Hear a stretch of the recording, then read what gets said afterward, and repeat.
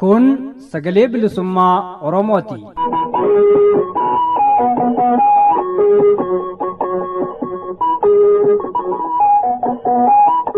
Sagaleen bilisummaa Oromoo dambalii gabaabaa meetir baandii 19 kiiloo heerzii 15,420 irratti jimaataa fi dilbata galgala sa'aatii 8 hanga sa'aatii 8 walakkaatti afaan Oromootiin roobii ammoo galgala sa'aatii 8 hanga sa'aatii 9tti afaan Oromoo fi qophiilee dabarsuu amma jalqaba. Kun sagalee bilisummaa Oromooti.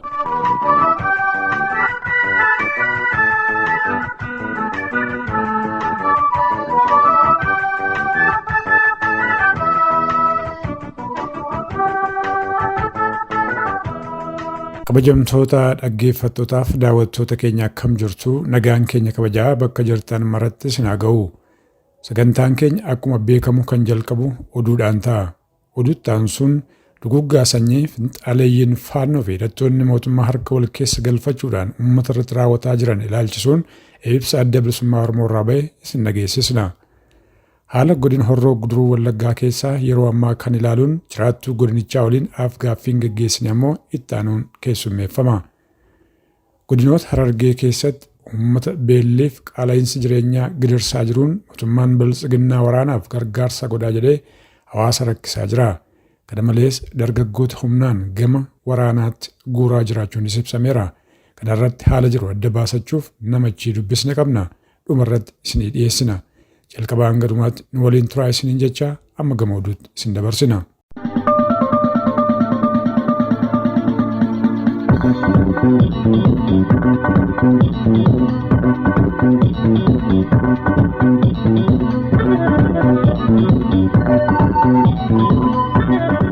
Kabajamtoota dhaggeeffattoota keenya akkam jirtu oduu yeroo kanaaf qabannee dhiyaannee isiniif dhiyeessina. Mootummaan nageenya lammiilee eeguuf dirqama isaa sirnaan ba'achuu qaba jechuun Koomishiniin Mirga Namummaa Itoophiyaa ibsa baasee hubachiise. Koomishiniin Mirga Namummaa Itoophiyaa ibsa fulbaana 25 bara 2022 wiixata darbe baaseen naannoo Oromiyaa godina Horroo Guduruu Wallaggaatti lammiileen nagaa qaamota hidhataniin miidhaan irra ga'u ibseera. Koomishinichi itti dabaluun Horroo Guduruu Wallaggaa ona amuruuf naannoo isheetti aggaammiin sanyummaa giddu galeessa godhate lammiilee nagaa irratti xiyyeeffate itti fufee jira jedhee jira. Hagayya 25 bara 2014 akka lakkoofsa Itoophiyaa irraa eegalee torbanoota 3 keessatti lubbuun lammiilee nagaa 100 ol ajjeefamuu beeksisuun lammiileen 10,000 qe'ee fi qabeenya isaaniirraa buqqa'uuf saamamuu koomishinichi ibseera. Koomishinichatti gaafatamaan qorannoo naannoo sanaa raadiyoo Jarmaniitti akka himanitti haalli nageenya naannoo sanaa kan durii caalaa baay'ee hammaachuu fi deeggarsi namoomaa kan hin jirree fi namoonni rakkoo hamaa keessa jiraachuu namoota dubbisan irraa mirkaneeffachuu ifa godhaniiru. Waraana biyyaaf gargaarsaaf deeggarsa maqaa jedhuun uummanni durumaanuu jireenyi itti hammaata caalaatti rakkoof saaxilamaa jira. Godinoota Oromiyaa adda addaa keessatti kaabinoonni dabballoonni poolisoonni milishoonni bulchiinsi onaaf abbootiin gandaa wal ta'uudhaan uummataan waraana biyyaaf deeggarsa maallaqaaf gumaacha adda addaa fidaa jedhanii hiraarsaa jiru. Kanas uummanni rakkina jireenyaan mankaraaraa jiru dubbataa jira. Caasaaleen mootummaa dhimma kanarratti bobba'anii jiran uummata kana humnaan dirqanii maallaqa hanga deeggarsa horiitti irraa guuraa jirus jedhameera. Qonnaan bulaan tokko hanga qarshii 3,500 gaafatamaa akka jirus dhaga'ameera. Kan waan laatu hin qabne doorsisamaaf hidhamaa jiraachuunis hubatameera. Keessumaa godinoota Harargee lamaan darbee ammoo bakkoota beelli itti hammaatee jiru keessatti gochi caasaalee mootummaa kun uummata akka maleetti hubuutu dubbatamaa jira. Oduu wal qabateen rakkabeen sirni mootummaa biltsiginnaa dargaggoota fedha isaaniin ala humnaan jumlaan walitti qabee gara waraanaatti naqaa jiraachuu hubachiisa. Hidhaan yeroo ammaa guutuu Oromiyaa fi naannawa Finfinneetti gaggeeffamaa jirus akeeka kana akka of keessaa qabutu bal'inaan dubbatamaa jira. Raayyuu naannoo Shawaa Meedaa Shaaqaa Mool jedhamutti sanbata darbe haala mul'ate hin beekneen dargaggoonni hedduminaan poolisoota federaalaan qabamanii konkolaattota gurguddootti fe'amanii akka fudhataman bal'inaan ibsameera. Godina Jimmaa onoota hunda keessatti dargaggoonni adamsamanii gara mooraa waraanaatti ergamuuf manneen hidhaaf waajjiraalee mootummaa keessatti hidhamaa akka jiran gabaafame. Bal'inni oduu kanaa akka itti aanutti isiniif dhiyaata. Torbee darbee qabee guutuu magaalaa Jimmaatti halkan mana uummataa irra naanna'uun addatti ammoo naannoo barattoonni baay'inaan mana kireeffatanii jiraatan irra naanna'uun waraqaa eenyummaa nama of harkaa hin qabnee fi namoota waraqaan eenyummaa isaanii lixa Oromiyaa Wallagga irraa ta'e ukkaamsanii mana hidhaatti guuraa akka jiran odeeffannoo arganne irraa hubachuun danda'ame. Onoonni yeroo ammaa hidhaan itti hammaatee jiru keessaa muraasni Ona Saqqaa, Saagimoo, Saaxammaa, Gumaa, Magaalaa Aggaaroo, Shaabee, Limmuu Sadanii fi kanneen biroo keessattidha. Hiraarri uummata irra gahaa jiru akkaan ulfaataa ta'uu jiraattonni himanii jiru.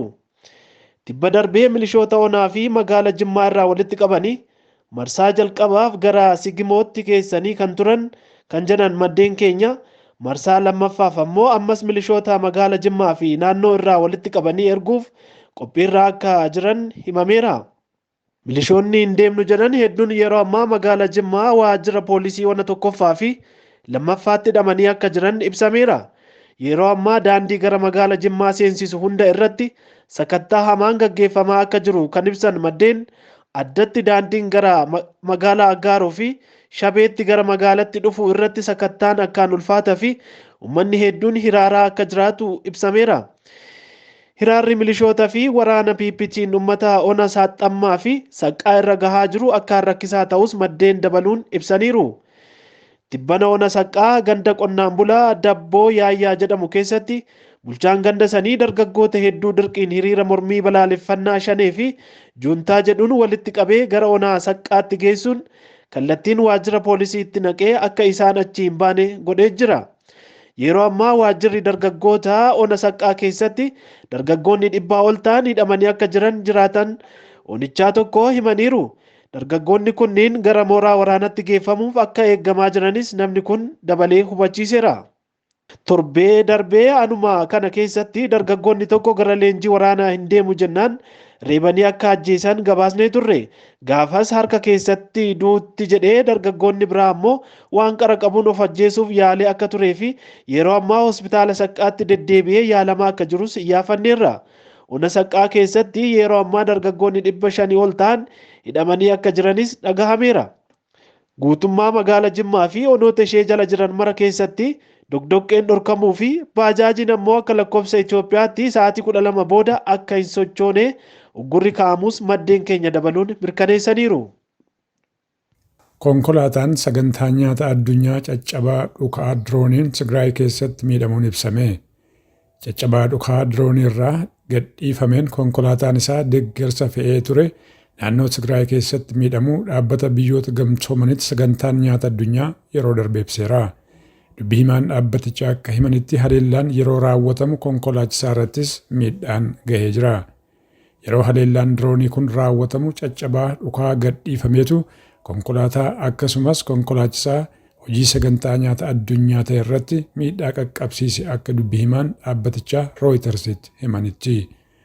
Konkolaataan fe'umsaa miidhaan irra ga'e namoota sababa waraanaan buqqa'aniif nyaata geessaa akka ture Rooyitersitti gabaasameera.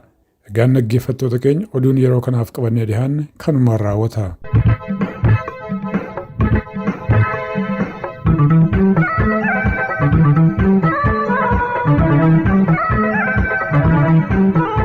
Dhaggeeffattootaaf daawwattoota keenya kan dhagaa jirtan kun sagalee bilisummaa Oromoo meetir baandii 19 kiilooheerzii 15,250 irratti isinii darbaa jirudha. Kana malees karaa fuula feesbuuk keenyaa www.facebook.com/sbo1973 jedhuu fi karaa yuutuub chaanel keenyaa sagalee bilisummaa Oromoo jedhuun kan isinii tamsa'aa jirudha. Qophiin keenya oduu isin nageessisuun eegale itti fufaa amma ibsa adda bilisummaa Oromoo irraa kennameet isin ceesisna.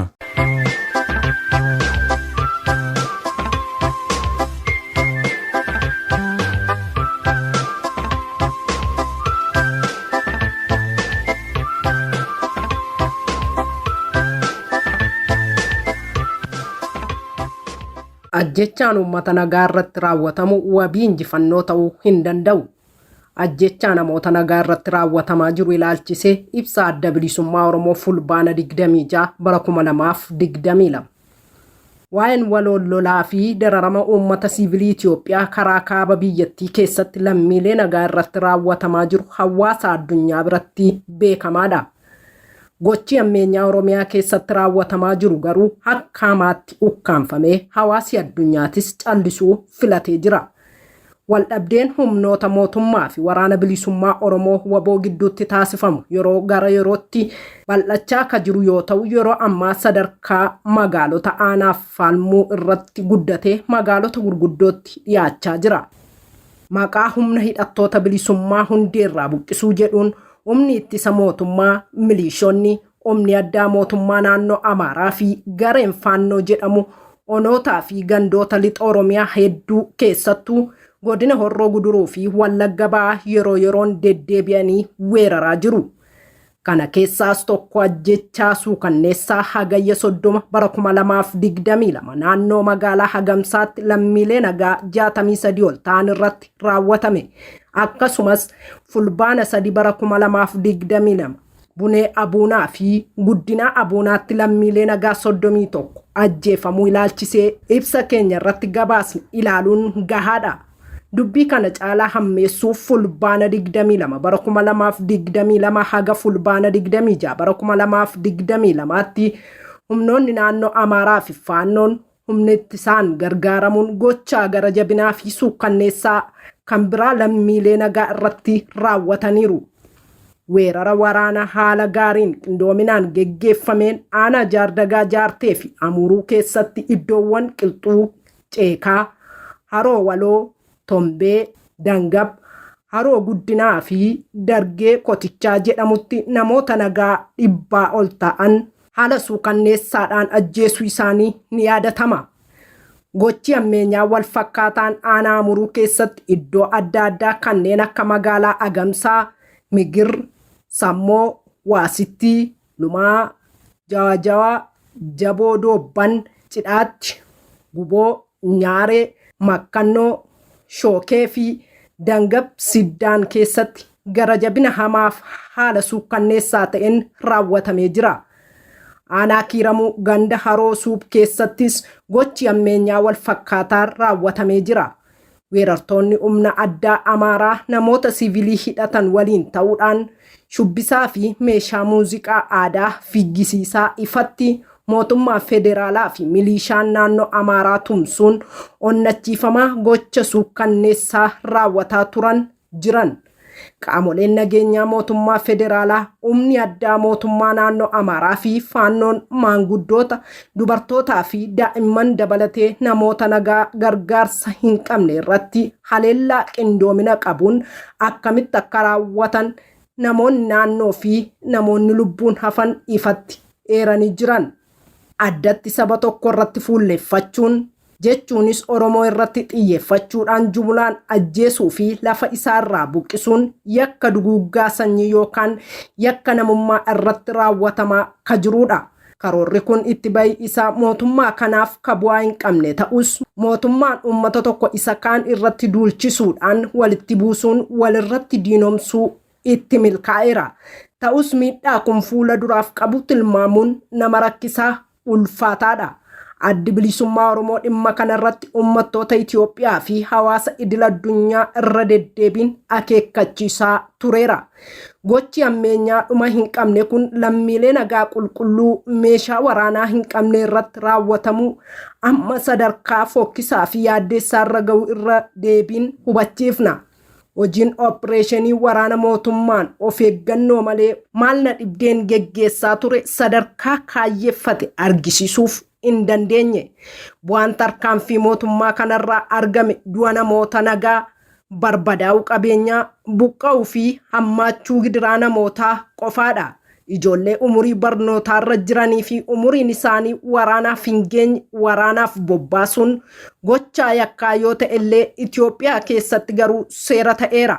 Waraanni haala kamiin iyyuu rakkoo Itoophiyaa furee hin beeku, hin furus.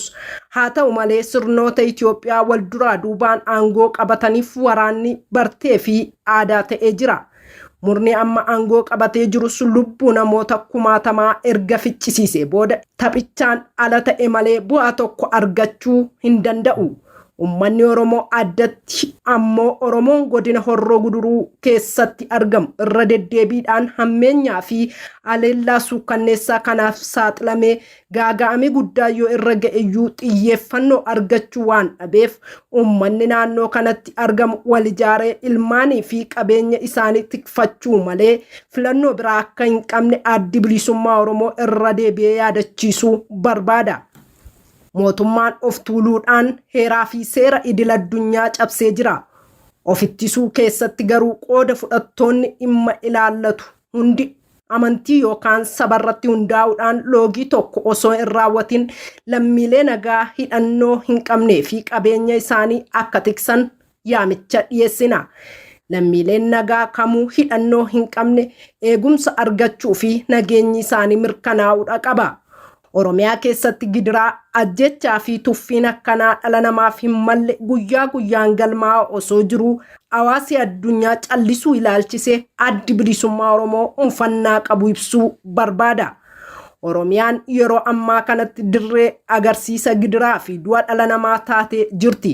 Hawaasii fi mootummoonni idil addunyaa waliigalteewwan eegumsa mirga dhala namaa idil addunyaa mallatteessanii waan jiraniif gocha ammeenyaa humnoonni mootummaa Itoophiyaa uummata nagaa irratti raawwachaa jiran mormuu fi balaaleffachuudhaan ga'ee fi itti gaafatamummaa isaanirraa eegamu sirnaan ba'achuu qabu. Hawaasi addunyaa gochaa kanaatiif tarkaanfii fudhachuu qabuu fi callisanii ilaaluun biyyoota biroo keessatti duguuggaa sanyii akka fide qalbifachuun barbaachisaadha. Adda Bilisummaa Oromoo Finfinnee Fulbaana 26 bara 2022.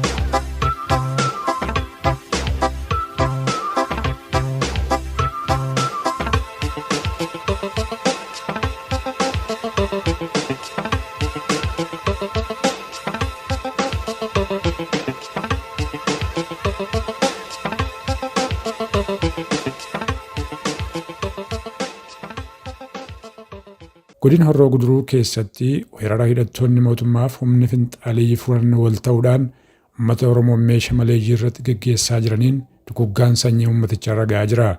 Namoonni hedduun du'aniiru, qeerraa buqqa'aniiru, manneeniif qabeenyaan gubataniiru. Kanarratti jiraattuu naannoo sanaa dubbisnee jirra, itti dhiyaadhaa.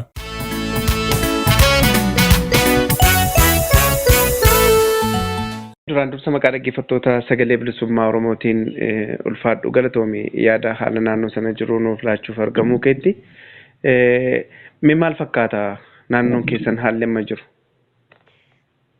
Bareeduma asinillee galatoomaa kana gaafachuu keessanii fi haalli naannoo keenya jiru baay'ee ulfaataa fi jabaadha.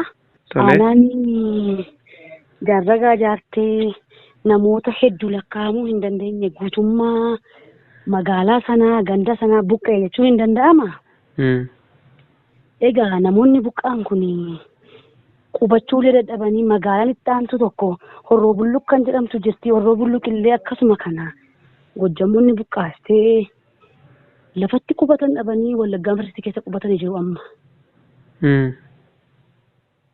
Namoonni muraasa haasofsiisne namoota muraasa namoonni quunnamee nama 5 nama 6 kan hin caalle quunnamuullee sitti ulfaataa waan gootee quunnamtu hin qabdu.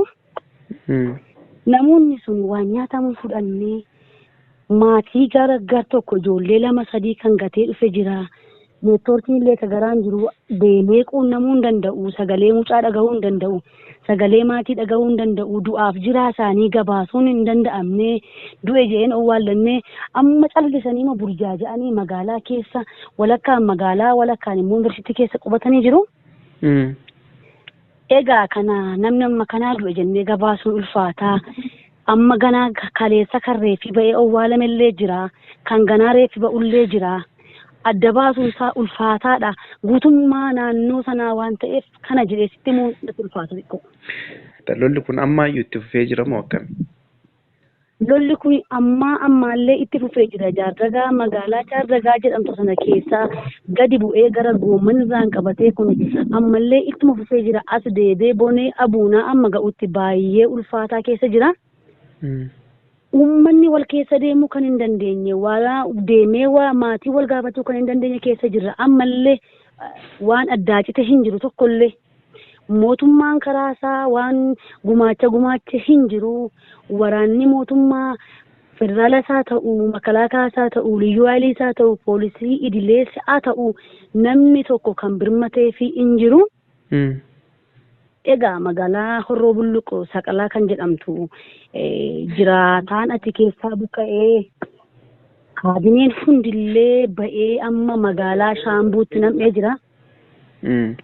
Kanaaf waan tokko gochuun hin danda'amne ammayyuu lolichi itti fufee jira, buqqaatiin itti fufee jira, duuti ittuma fufee jira. Nama du'ellee owwaallachuu hin dandeenye uummanni. Amma ilaal waan amma osoo siin bilbiliin duratti odeeffannoo tokko laalaan ture.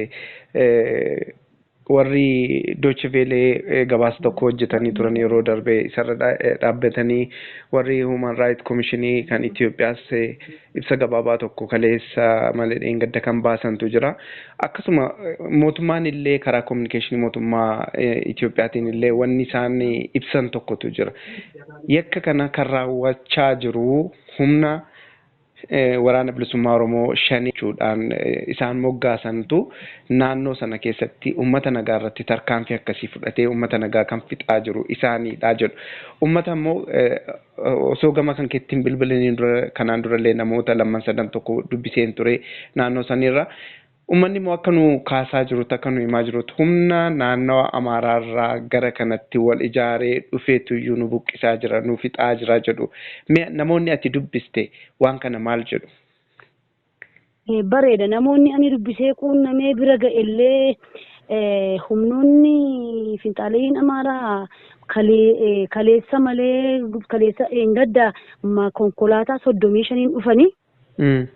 Eessarraa dhufu? Humni kun gara kamirraa dhufu? Karaa Amuruun dhufanii Baardaarirraan kutanii Amuruurraan galanii. Tole. Hagamsarraan galanii galanii makiinaa 30 santu dhufee galee kana dabalataa immoo aanaan Jaarragaa jaartee walloodha guutummaa guutuu walloodha. Walloo gaafan jedhu immoo walloo walii 2 finxaaleeyyii Amaaraatu keessa jira kan uummata buqqisaa jiru harki mootummaa dhibba keessaa dhibba kan wajjin jiru uummata keenya kan dararaa jiru finxaaleeyyii Amaaraa qubatanii Jaarragaa katamaa naannoo sana amma Goommanitti qabatanii jirantu buqqise malee shaneesaa ta'u waraana bilisummaa Oromoo haa ta'u uummanni dhugaa jiru lafa kaa'ee beeka eenyu akka isa rukkute lafa kaa'ee beeka eenyu akka mormamuu caasaa kute lafa kaa'ee beeka eenyu akka manaa isa baasee midhaan mana keessaa fe'atee ba'e uummanni kun hin beeka miidiyaan jiru immoo uummata kana gadi bu'ee haasofsiisuu danda'a akka inni mootummaa miidiyaa qabatee haasa'u kana miti akka inni tokko miidiyaa qabatee sobee haasa'u kana miti uummanni miidhame qabatamaasaa beeka. Kanammoo isinillee karaa deemtani human rights karaa deemu asin jiru malee otuu dhufee dhugaan jiru kun barame fannoon diimaan kun jira otu kun dhufee dhugaan uummata keenyaa gabba'e bareeda mootummaan bareechatee dubbata abbaa miidiyaati abbaa qabeenyaati abbaa aangooti irraa bareeda dubbiin kanaaf kana godhe. Fayyaa ta'e mee karaa mooraa yuunivarsiitii keessa warra qubatanii jiranittiin si deebisa. Uummanni kun kaan maatiin isaa achitti irraa hafanii kaan immoo waa tokkollee qabatee hin baane uffatallee kan dhabanii jirantu jira. Sooshaal miidiyaa irra suuraa deemu tokko viidiyoo tokko argaan ture sila wanna tokko qabadhee hin baane harka duwwaatti nafe qullaa kiyyen jira. Qorraan aduudhaan asitti hiraaraa jirraa jedhu warra yuunivarsiitii keessa jiru osoo hin taane warra magaalaa keessa qubatee akkasumaan taa'aa jiranidha. Mee wanna kana waan taajjabde qabdaati. Gama koon namaan hin quunnamillee nan qaba namaan hin quunnamillee odeeffannoo fudhee qaba nama maatii 8 qabutu mana keessa jiraatu ishee sadii jedhamtu sana namni 3 kan keessa galle namni 2 kan keessa hin galle.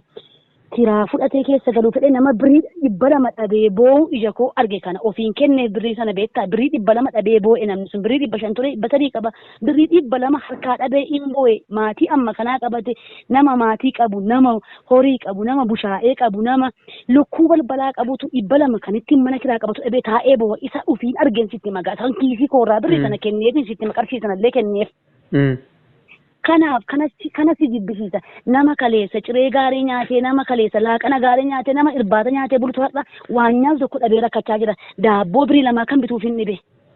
Mee amma namni kuni maallaqa kiraa manaa 500 300 qofa kiisa isaa qabu kan illee itti dabaleef jettu kana ishee kiisa isaa jirtu kanaan baasee mana kireeffatee gaafa jedhee maal nyaata daa'ima isaa kanatti immoo maal kenna akkamitti waan kana maalirraa hubatte mee fuula isaarraa gaafa agartu nama kana. Hidhiin kun babbaqaqee gaafa dubbatu laagaan isaa danda'ee hin dubbatu gororri afaan isaa keessa waan hin jiran natti dhaga'ame abboo an kan jedhee sitti himuu hin danda'u abbee natti ulfaata maal jedhee kan sitti natti naan ta'u beektaa nama beela'ee beekta dhiira beela'ee beekta maatii beela'ee beekta maatii waan lafaa fuudhee nyaatu hin jiru nyaachuun waan bira lafatti gachiisu dhabeela barandaarra ciisuuf hin ciibsani beektaa lafa gachiisu barbaade malee waan nyaatu hin barbaade namni sun beektaa. Inni ulfaata gamaar jedheen sitti malee namni waan nyaatu miti lafa ciisu dhabe jedheen sitti malee diree. Uummanni magaalaa keessattuu warri amma akka kana amma akkuma ati naa kaaste kana warri barandaadhuma mana isaanii jala uummatallee ciibsuu danda'an yookiin immoo warri immoo xiqqoo ishee rakkoon kun isaan irra hin gahin amma yoonaatti bori isaan qaqqabuu mala dubbiin kuni akkamitti uummata kana simataa jiru mee? Warri magaalaa keessa. Hedduun nama borichaan simachaa jira. Hedduun nama buddeenaan gargaara. Hedduun nama wayyaa isa baatu kana huccuusaa ofirraa baatee isaaniif kennaa jira. Hedduun immoo shanee ofitti qallabee shaneetu buqqise jedha agarteeree uummata hedduu miti hedduun hin gargaara. Gar tokkeen immoo uummata isaantu ofii buqqisiise isaantu fedhee godhe jedha garaa gara gartee amma nama callisee nama quunnameeruun qaba. Jarri kun maal taatee joorti katamaa keessa gaafan jedhu. Maarree shanee ofitti nyaachisanii shaneetu buqqise mitiiree nama jedhu sirraa fudhe beektaan. Inni kaan garuu isa nyaatu irraa kutee fi kottaa ila libbiin koo gamoo bal'aan qaba kottaa jala ciisaa handaqii maduwwaan sinii buusa kottaa irra ciisaa kan jedhullee in jira beektaa nama hunda miti harki 100 keessaa harki naannoo 70 kan ta'u uummata buqqee kanaaf baay'ee gadda harki qoon garuu baay'ee gammada. Kanaaf mee akka jiru kanatti ka uummanni kun buqqaa jira deeggarsi illee wanni godhamaafii jiru hin jiru gama mootummaatiinis haa ta'u gama dhaabbilee miti mootummaa inni ijoo adda addaa biyya kana keessa jiraniin uummata kanaaf wanni godhamaa jiru hin jiru kan jedhudha odeeffannoon nuti dhagaa jirru isa kana immoo daandiitu cufaadhaa maal hodhanii faadhee itti dhimma bahu kanaaf mee mootummaan maal haa godhu jetta keessattuu uummata buqqa'ee jiru kanaaf itti dabaltee immoo dhaabbileen miti mootummaa biyya kana keessa jiran qaamoleen miidiyaa uummata sagalee dhabe kanaaf sagalee akka ta'aniidhaaf wanni itti jettuun yoo jiraatame. Fakkeenya tokko sittiin hima. Fakkeenya hagamsaarraa uummanni buqqa'ee namni 80 ol gaafa lubbuunsaa guyyaa tokkotti darbe gaafa miidiyaatti dubbatame mootummaan namni du'e hin jiru shaneetu keessaan hanyaatu dhabee irraa nyaatee ajjeesa gaafa jedhe Wallaggaa yuunivarsiitiitu dhugaan jiru kana iddoo qubachiisu dhabne jedhee dubbate mitiire. Mootummaa namni qaamaan deeme an ofiin deeme nama biraa ergisiiseera. Maaloo yeroo ati bushitu kana mootummaa amma itti gaafatamaa godina Horroo Guduruu Wallaggaatu jedhe kana. Maaloo gaafa uummanni kun du'u gaafa uummanni kun qeerraa buqqa'u maa callistee ilaalta gaaf jedhu. Siin kolfee umarratti siintu qallabata mitiiree akka isaan siin buqqisan siintu godhe mitiiree nama jedhu. Kana NGO'n gargaaruuf. Yoo mootummaan karaa hin banne yoo mootummaan uummanni kun rakkate hin jenne namee NGO kamtu dhufee gargaara uummata kanatti yaaddare amma na kiimii waan dhukkubee deeme yoon dhukkuba koo dooktaratti hin himanne maal jedhee naa yaadu dooktarri kun ana fayyaa kana uummanni sagalee isaa gabbaafachuu hin danda'u gabbaasee dubbachuu hin danda'u nanoo akkatti nama buqqa'e deemnee dubbisuu dhabne ija hamaa laalamna gaafii dhokannee bijaamaffannee shari'aaffannee deemnee haasofsiisna mee uummata buqqa'e kana eenyu sagalee haa ta'uu fi silaa mootummaa kan uummataaf sagalee ta'u silaa isa biyya bushu kan uummataaf sagalee ta'u inni biyya bushu uummanni qorakkate uummanni buqqa'e hin jenne asiinuu gargaaree akka uummanni buqqa'u godha maaltu ta'atte yaadda uummata kanaaf yoo waaqayyo waaqarraa falmee fi malee dhuguma mootummaa qabna mootummaan kun sagalee uummata kanaa gabba haa ba'u jedhee uummanni kun dhuguma beela'eera jedhee dhuguma qeessaarraa buqqa'e jedhee maatii isaatu gargar facee jedhee hin dubbata abdii siin qabu boorus dubbata abdii tokkollee isarraa hin qabon. Walumaa galatti afgaaffii keenya kanarraa haaluma jiru kana haga kana nu ibsitee gara fuulduraattis akkasuma deddeebinee walii yaafanna. Xumura irratti wanni jettu yoo jiraate uummata Oromoo bal'aadhaan keessattuu yeroo ammaa haalli godinni Horroo Guduruu keessa jiru hedduu ulfaataadha. Haa ta'u immoo Oromiyaa wal gahaa jira wanni kun guutummaatti haga kanallee ulfaachuu baatu. Kanaaf mee maaltu fala jettee keessa haga Oromoon waggaa lixi akkas waggaa 2-3 darban Wallagga lixaa irratti wanni akka kana raawwataa turu garri biraa callisee dhaggeeffachaa ture har'allee akkasuma naannoon wanni kun addunyumarraayyuu lolli akka jirutti kan hin beekne illee godinaaleen ni jiru. Kanaaf mee Oromoon rakkoo bara baraan buqqa'uu hiraarfamuu ajjeefamuu tuffatamuu kana jalaa akkamitti bahuu danda'a maal gochuu qaba jettee dhaamtame.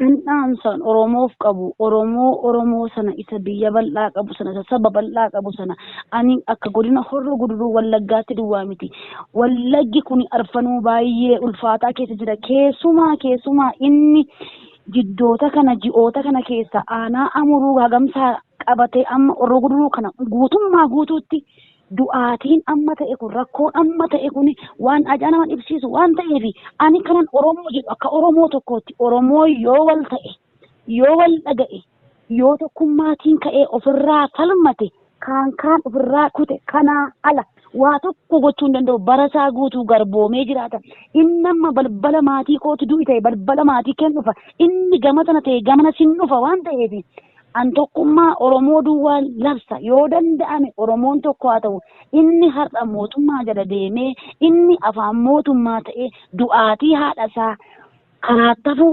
obboleettii isaa xixiqqoo kana abbaa jaamaa isa balbalatti akka hoolaa gorra'ame sana yoo gadi baasee sagalee ta'ee dubbachuu baate yoo dhugaa jiru dubbachuu baate yoomiyyuu Oromoon barasaa guutuu garboomee jiraata. Ani Oromoof kanan qabu tokkoof tokkummaa tokkoof dhugaa tokkoof wal ta'uudha dhugaa jirtu gadi baanee dubbannee mootummaa kana falmachuudha buqqaatiin nurraa dhaabatu duuti nurraa haa dhaabatu jechuu qaba Oromoon Oromoo kaleessaa miti Oromoon gar tokko irrafa gar tokko hin sirba gar tokko hin nyaata gar tokko hin dhuga gar tokko hin machaa gar tokko immoo afaansaa gogee hidhiidhii isaa kana titiisa taa'uun argaani. Ulfaadhuu fayyaa ta'ii maqaa hordoftoota sagalee bilisummaa Oromootiin yaada bal'aa nuuf laatteef ulfaadhuu galanni kee bilisummaadhaan jedha. Tolatinillee galatoomaa jabaadhaa jala bu'aa nuuf hordofaa jabaadhaa.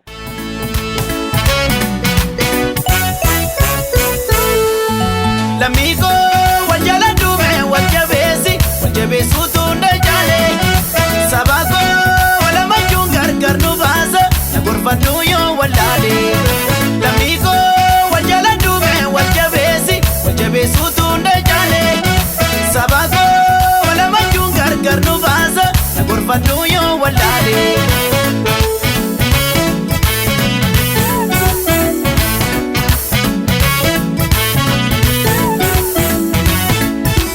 Kozlani wajina batu Kafana kozlani wabiwa matu Fira ofi fira guyara kina Kafaro ro fira dabu salbina Kafana kozlani wajina batu Kafara kozlani wabiwa matu Fira ofi fira guyara kina Kafaro ro fira dabu salbina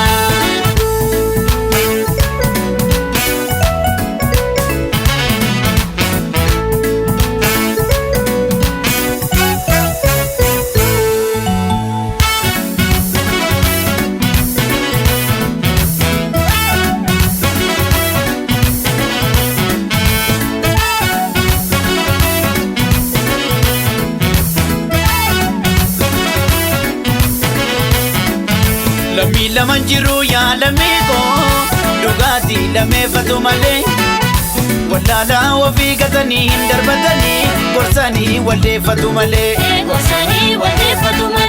Gorsa sa galbefatu male Lami lamanjiru ya lamigo Dugati lamefatu male Wallala wafi gatani darbatani Gorsani waldefatu male Gorsa sa galbefatu male Wapsi akkasiga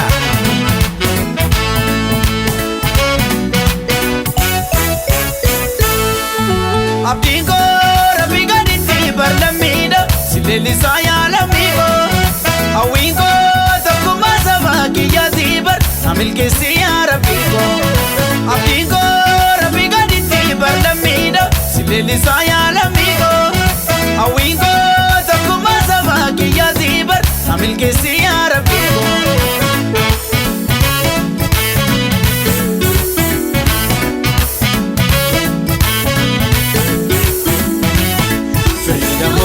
waliif kafana lammi reeda wal jabeessi barana kachanni bonchamne lammi kooti walirraaneessi nu abdii kooti farida mooda bar waliif kafana lammi reeda wal jabeessi barana kachanni bonchamne lammi kooti walirraaneessi nu abdii kooti.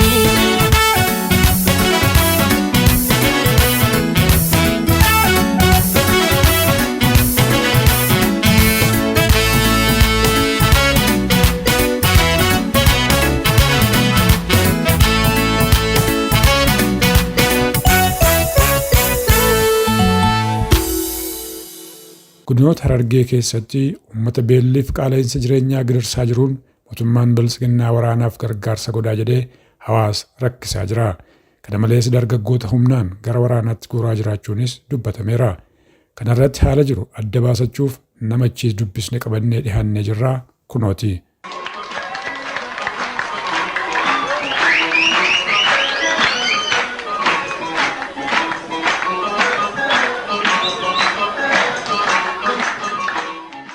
Rakkoon gama uumamaan irra geessa osuma akkasi jiru amma keessatti wanti deemaa jiru haa deeggarsa raayyaa ittisa biyyaa maqaa jedhuun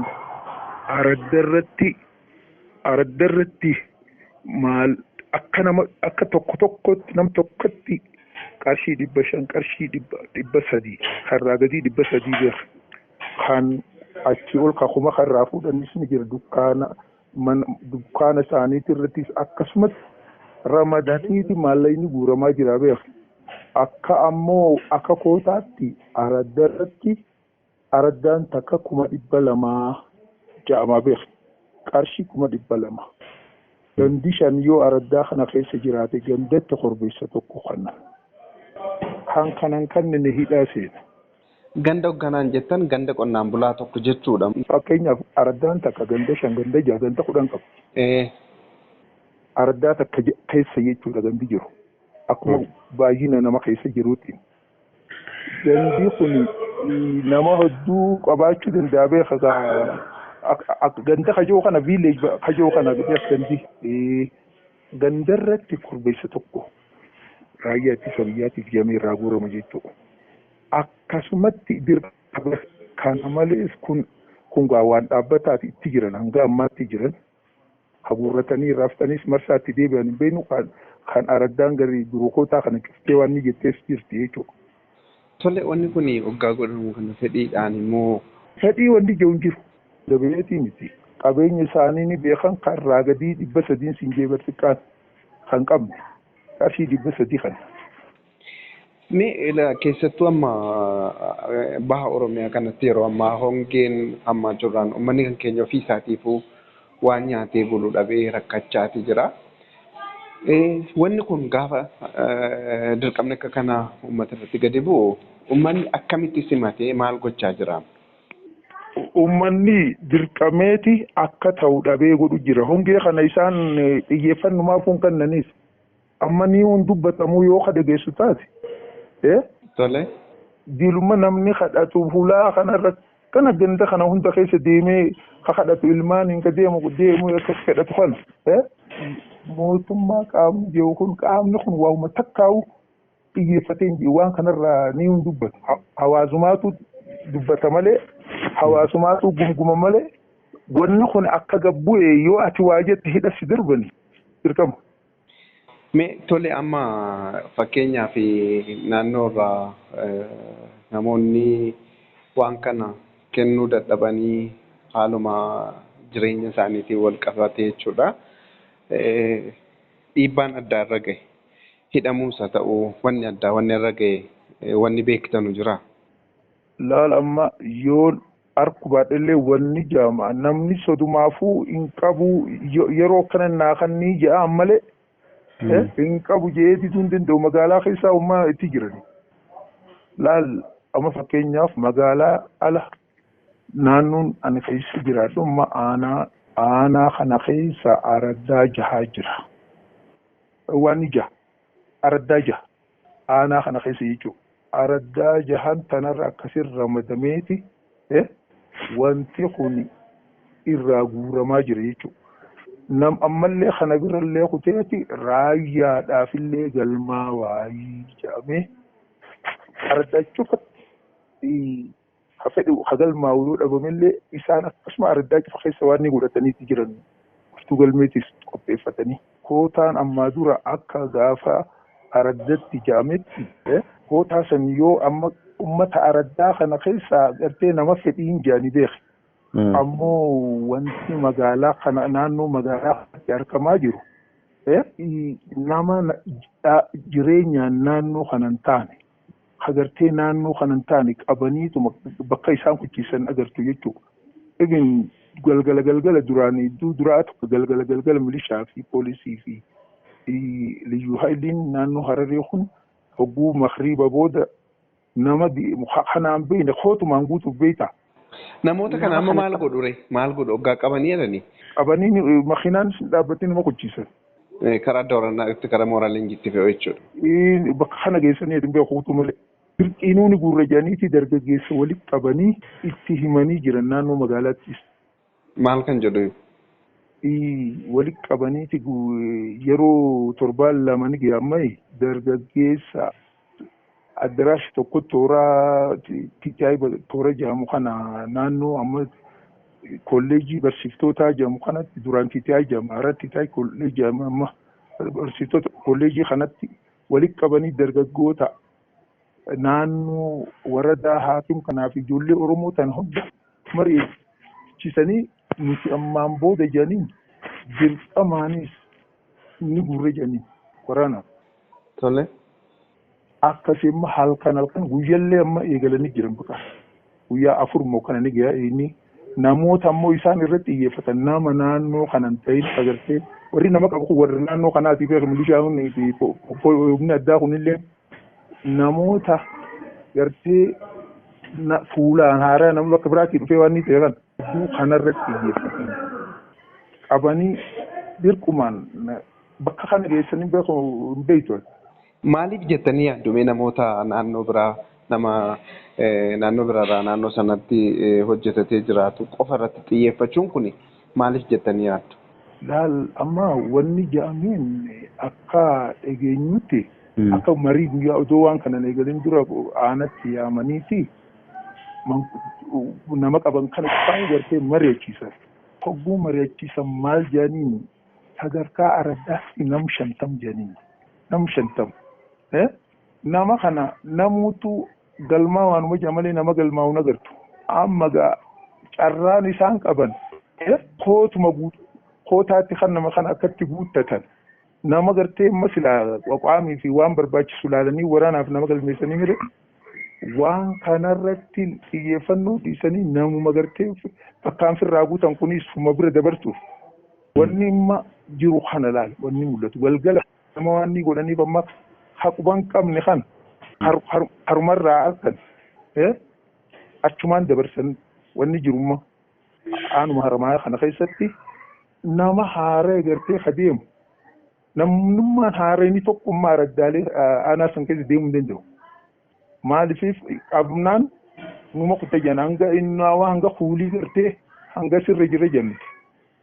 Kuulii dalagattee silaa qaaguyyaa amma ooruu namaa oleeti galgala waan faxaroo harkattee deemaami isaan kana hanga gartee kuulii tana kuulii jennee waan ni godhuu geenye jenniti.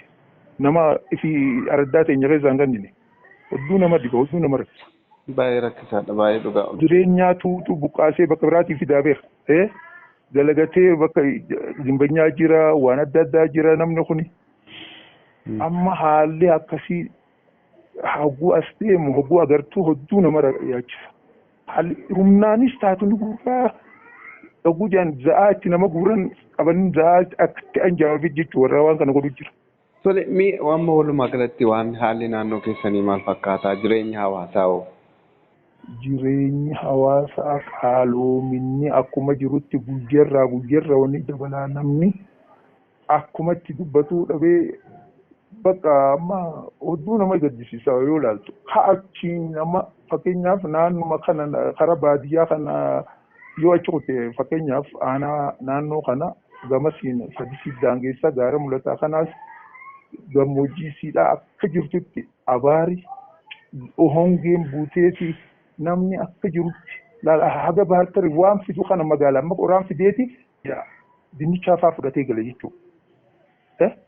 Maallaqa gurguruu bira hanga kutee jechuudha yoo laalte magaaruma durooma kana asiin fadis kana yoo laalte roobni haga xiqqaa tokko malee hanga jeerikaanni bishaanni qarshii 40 gahu kana hundarraa namni dubbatu hin jiru. Waa'ee kana namni haasa'uun dhageessu ati. Amma kan uummata akka manaa kaastanitti qoraan gammoojjiidha haadholiin dugda isaaniitti baatanii lubbuu isaaniittiin oolfachuudhaaf jecha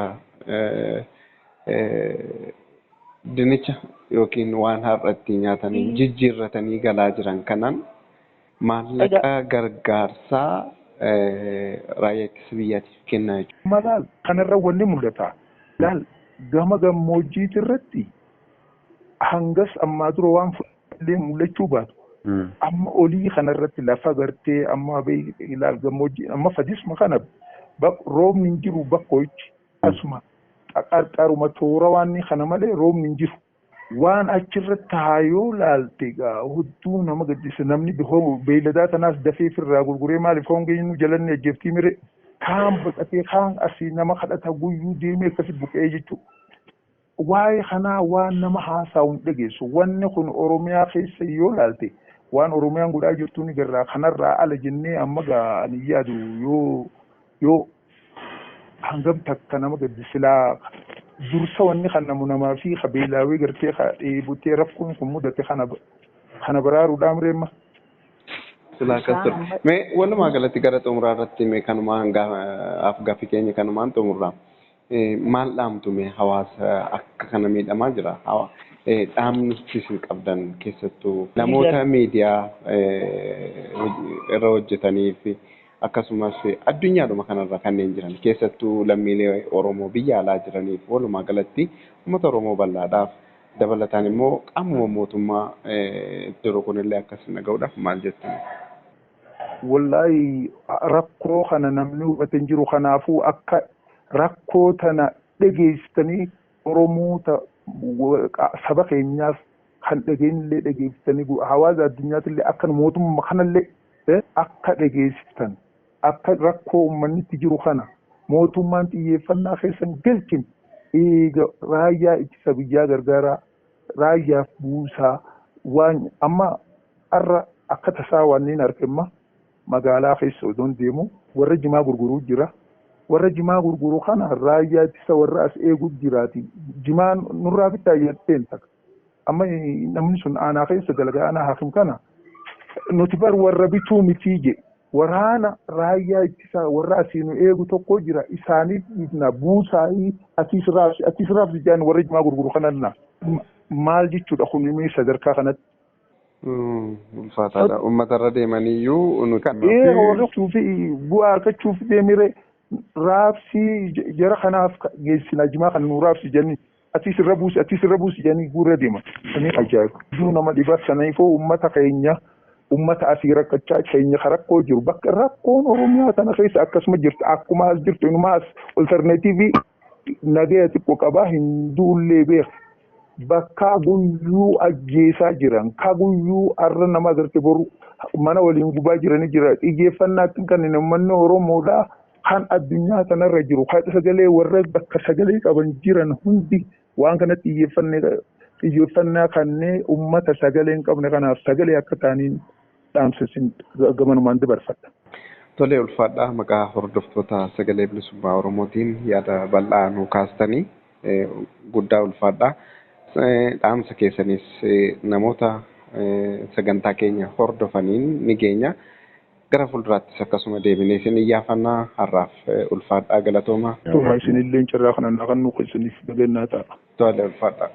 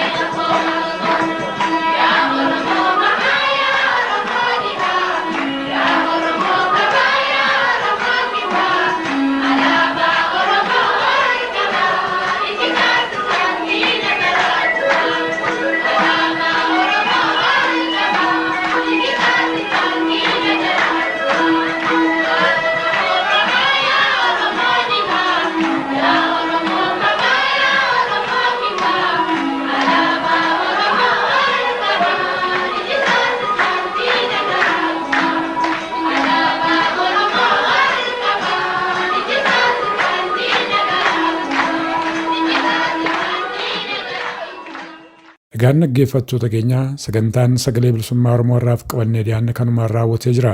Sagantaa jimaata galgalaan hanga walitti deemnutti nagaan nuuf tura. Injifannoo uummata Oromoof.